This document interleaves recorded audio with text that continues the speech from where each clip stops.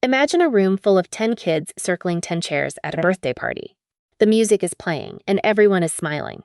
When the song stops, every single kid finds a seat. No one is left out, no one is crying, and no one loses.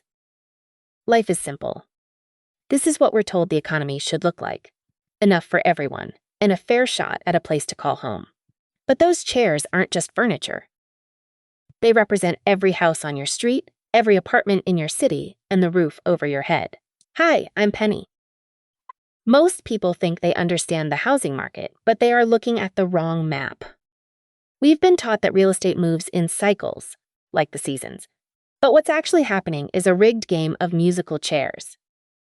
While you were busy circling, someone quietly removed a chair from the room, and they didn't bother to tell you. When chairs disappear, but the number of kids keeps growing, the game changes from a fun party to a desperate scramble. This missing chair is the reason your rent is climbing, why your mortgage feels like a weight around your neck, and why your net worth might be built on a foundation that's about to shift. Today, we are going to look at the data, find out who is stealing the chairs, and learn how you can stop running in circles before the music stops for good. To understand how to win this game, we first need to learn the language of the room. Let's look at our birthday party through a different lens.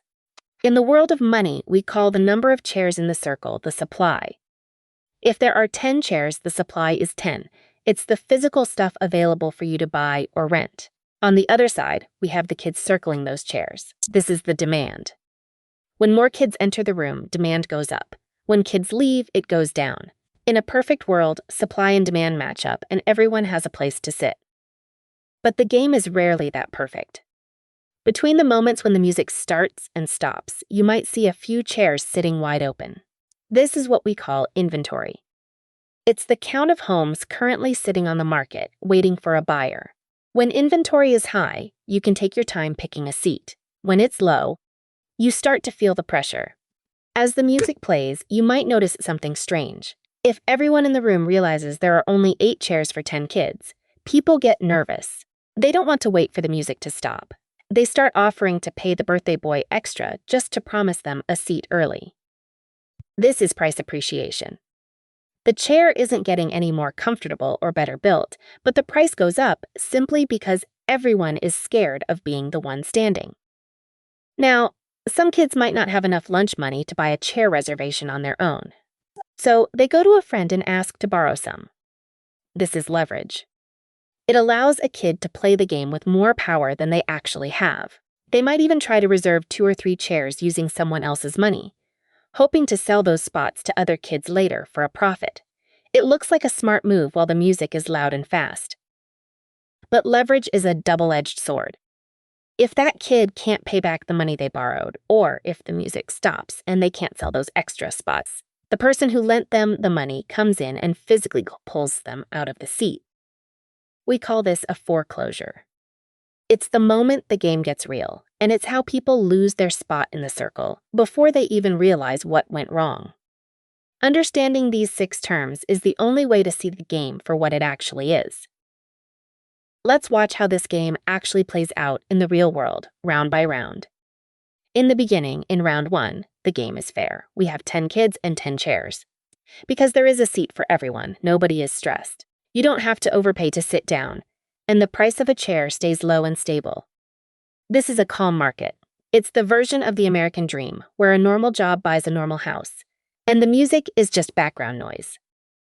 But then comes round 2, and the vibe shifts. 2 chairs are quietly pulled out of the circle and put in the closet. Nobody makes an announcement, but 8 of the kids notice the gap. Suddenly, the walking turns into jogging. They start circling faster, because they realize that for the first time, someone is going to be left standing. The fear of losing makes the chairs seem more valuable than they were 5 minutes ago. By round 3, the noise from the party attracts people from outside. 3 new kids walk into the room because they heard this is the place to be. Now we have 13 kids fighting over only 8 chairs. This is where the bidding starts. Even while the music is playing, kids start shouting out offers. They aren't just looking for a place to rest anymore. They are desperate to own a spot at any cost. In round 4, the game turns into a business. Some kids stop trying to actually sit down and start buying the right to sit. Think about how crazy this is. A chair that used to be free to sit in now costs real money just to touch. Let's look at the numbers. Imagine a chair starts at $0. As the crowd grows, that chair's price jumps to $100,000. In a simple case, a kid with $100,000 in savings buys it and sits safely. But then we see the leveraged case. A kid with only $20,000 borrows $380,000 from a lender to buy a chair for $400,000. They think they are a genius because they own a massive asset with very little of their own money. They plan to sell that chair to the next kid for $500,000 before the music stops. This leads us to the disaster case. If the music suddenly slows down and the next kid refuses to pay $500,000, the price of the chair drops back to $300,000. Now, the kid who borrowed all that money owes the lender $380,000 for a chair that is only worth $300. They are stuck. They can't sell it, they can't pay it back, and they are about to be kicked out of the game entirely. What started as a simple party has become a high-stakes gamble where the chairs are disappearing, the prices are exploding, and the players are borrowing their way toward a crash. Before we move on, we need to pause and talk about what is happening inside the heads of everyone in that room. When the game reaches this level of intensity, it stops being about math and starts being about feelings. There are three powerful forces that drive people to make choices they might later regret, and you can see them clearly in our game of musical chairs. The first force is FOMO, or the fear of missing out. Imagine one kid standing on the sidelines. He watches the others scrambling and sweating, and he hears the whispers that more chairs are being taken away every minute. He starts to think, if I don't grab a chair right now, I will be standing forever. He isn't buying a chair because he's tired. He's buying it because he is terrified of a future where there are no chairs left. This fear pushes people to pay prices that don't make any sense. Then we see herd behavior. This is what happens when new kids walk into the room and immediately start running. They don't even look to see how many chairs are left, or if the music is about to stop. They just see everyone else running, so they start running too. Humans are wired to follow the crowd. If everyone on your street is talking about how much money they made on their house, your brain tells you that you should be doing the same thing. In the housing market, the herd often moves together right toward the edge of a cliff. Finally, there is the greater fool theory. This is the most dangerous one of all. This is when a kid knows the chair isn't worth $400,000. He knows it's just a piece of wood and fabric, but he buys it anyway because he is certain there is a greater fool out there who will pay him $450,000 for it in 10 minutes. He doesn't care about the value of the seat. He only cares about finding someone else to pass the bill to before the music cuts out. When these three forces, fear, following the crowd, and looking for a bigger fool, take over the room, the game is no longer about finding a home. It becomes a psychological trap. You have to be able to step back, take a breath, and realize that just because everyone else is running doesn't mean they know where they are going. Knowing these three feelings is your secret weapon, because it allows you to stay calm while everyone else is panicking. Now that we understand the feelings driving the crowd, how do we know when the game has reached its breaking point? You don't need a crystal ball to see a crash coming. You just need to keep your eyes open for three specific signs that the circle is becoming unstable. The first sign is when the conversation changes. When you go to a family dinner or a backyard barbecue and everyone, from your cousin to your barber, is talking about how much their house is worth, take note. Most people think this is a sign of a great opportunity. They see their neighbors getting rich on paper and feel like they should jump in too. But as a mentor, I'm telling you the truth. This actually means the herd has fully entered the circle. When the person who knows the least about money is suddenly an expert on real estate, it's a sign that there are no new players left to join the game. The second sign is even more serious. Look at who is actually buying the chairs. In a healthy market, families buy chairs because they need a place to sit. But in a dangerous market, investors start taking over. Right now, in many areas, investors represent 25% of all home purchases.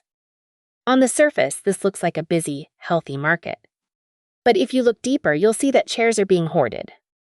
These buyers aren't looking for a home. They are looking for something to flip for a profit. When 1 out of every 4 houses is bought by someone who doesn't plan to live there, the supply for real families disappears. The third and final sign is the math. We look at the price-to-income ratio. This is a fancy way of comparing what a house costs to what a normal family actually earns. Historically, a healthy ratio is about 3 to 1 or 4 to 1. This means a house costs about 3 or 4 times what a family makes in a year. When this ratio hits 6 to 1, things are getting shaky. If it hits 8 to 1 or higher, the system is breaking. It means the kids in the circle literally cannot afford the chairs anymore, no matter how hard they work. When you see all 3 of these signs at once, the dinner table talk, the hoarders taking 25% of the seats, and prices that dwarf actual paychecks, the music is about to stop. This is the moment to stop running and start looking for the exit. Knowing these signals doesn't just make you smart, it keeps you safe. You might be wondering, if this game is so dangerous, why doesn't someone just bring in more chairs? The truth is, there are people in the room who benefit from the shortage. They want the music to keep playing and the chairs to stay scarce, because that is how they get rich. First, look at the people building the chairs. Instead of building 10 simple chairs for 10 kids, they might only build 2 luxury chairs. By withholding inventory and keeping supply low, they ensure the price for every single chair stays sky high. Then you have the institutional buyers. Huge companies with billions of dollars. They aren't just playing the game, they are trying to buy the whole room. They accumulate thousands of chairs, not to sit in them, but to rent them back to you. When they own a large chunk of the circle, they can decide what the rent for a seat will be. Even the people handling the money have a reason to keep things going. Lenders and banks make a fee every time a chair is reserved or sold. They profit from volume. The more kids scramble and trade seats, the more money the banks make in interest and fees. Even some government policies help keep the fire burning by making it easier to borrow money instead of making it easier to build more houses. This creates a feedback loop, a circle that feeds itself. It works like this. Rising prices create exciting headlines in the news. Those headlines attract even more scared buyers into the room. These new buyers drive the prices even higher. Those higher prices generate massive fees for the banks and builders.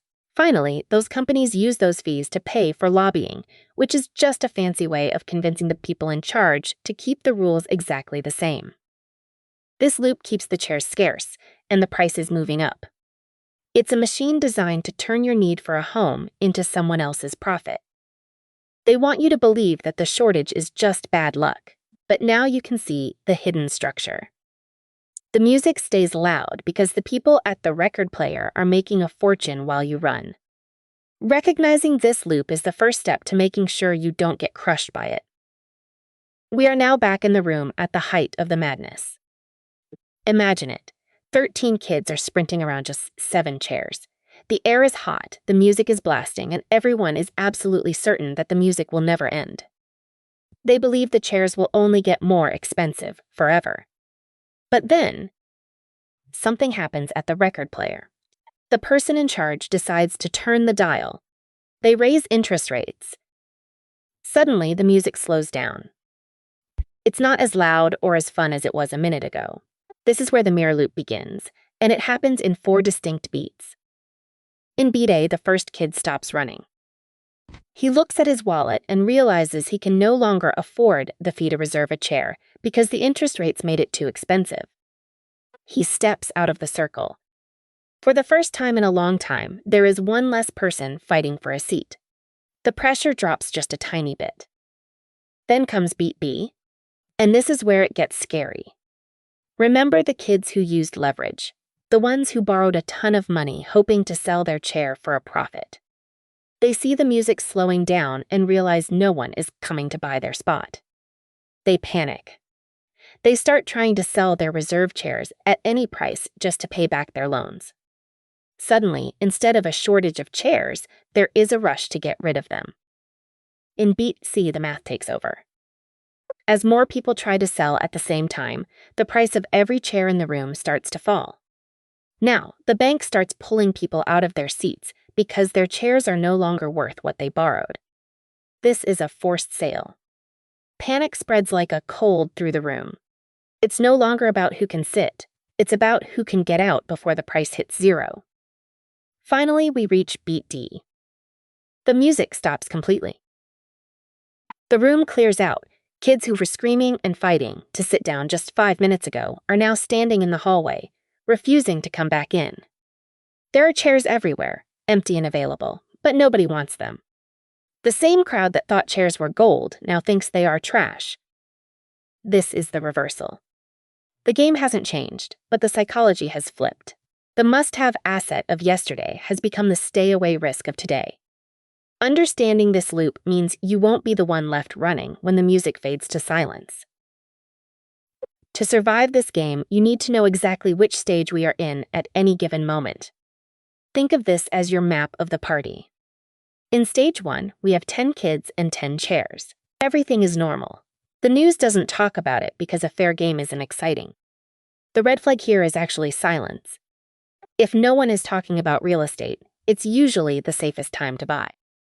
In stage 2, the first chair is quietly taken away. Most people don't notice, but the smart money does.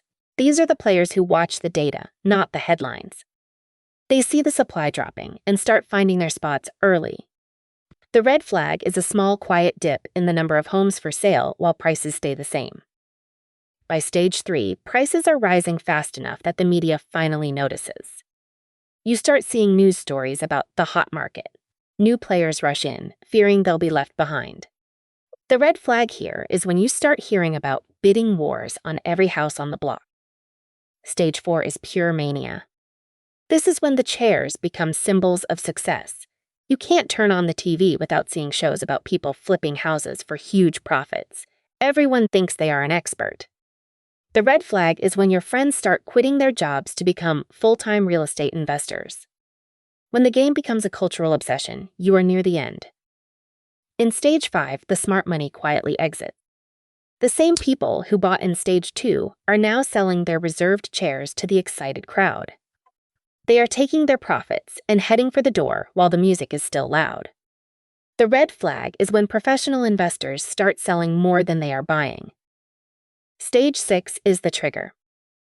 This is the moment the music stops. It could be a sudden hike in interest rates, a change in government rules, or banks deciding to stop lending money. The party is over. The red flag is a sudden, freeze houses stay on the market for weeks instead of days. Finally, we hit stage 7. Despair. There are chairs everywhere, but everyone is paralyzed by fear. The same people who were fighting to get in are now too scared to move. This is the reset. The red flag is blood in the streets, when everyone says real estate is a terrible investment and will never go up again. Ironically, this stage usually looks a lot like stage 1, and the whole cycle is ready to start over. If you can spot these stages, you won't be a victim of the game. You'll be the one who knows when to sit and when to walk away. Now that you can see the game for what it really is, you don't have to run blindly with the crowd. Here are 5 moves to help you stay grounded while everyone else is scrambling. First, before you even look at a kitchen or a backyard, check the price-to-income ratio in that specific zip code. If a home costs more than 5 times what the local families earn, be very careful. At that level, you aren't just buying a house, you are buying into the final, most dangerous round of the game. Second, never borrow every penny the bank offers you. Lenders are in the business of selling loans, not protecting your future. They calculate what you can pay while the music is playing loud, but they don't care what happens to you when the tempo slows down. Leave yourself a safety cushion so you aren't forced out of your chair if things get shaky. Third, become a student of inventory data. Watch the number of homes for sale in your area month over month. If you see more houses sitting on the market longer, that is the first chair being put back into the circle. Rising inventory is a giant warning light that a price correction is on the way. It gives you the power to wait for a better deal. Fourth, Check to see if big companies, the institutional buyers, are buying up more than 20% of the homes in your town. If they are, you need to realize you are playing against someone with a much bigger bank account who doesn't care about your family's well-being. They are playing for profit. You are playing for a home. Don't let them bait you into overpaying. Finally, remember that not every rising price is a trick. Sometimes the music is fast for a real reason. If the population is growing because of new jobs, if the town is stuck between a mountain and an ocean with no room to build, and if people's paychecks are growing as fast as the house prices, the chairs are scarce for a real reason. Learn to spot the difference between a real shortage and a fake mania before you decide to sit out. We are back in the same room. The same kids are there, and the music is about to start. But this time, the scene looks different to you. While everyone else is looking at the prizes or watching the crowd, one kid is quietly counting the chairs before the first note even plays. Do you know how many are left? Do you know who is holding the extra seats? Subscribe if you want to keep counting the chairs before everyone else notices they are gone. I'm Penny, and I'll see you in the next round.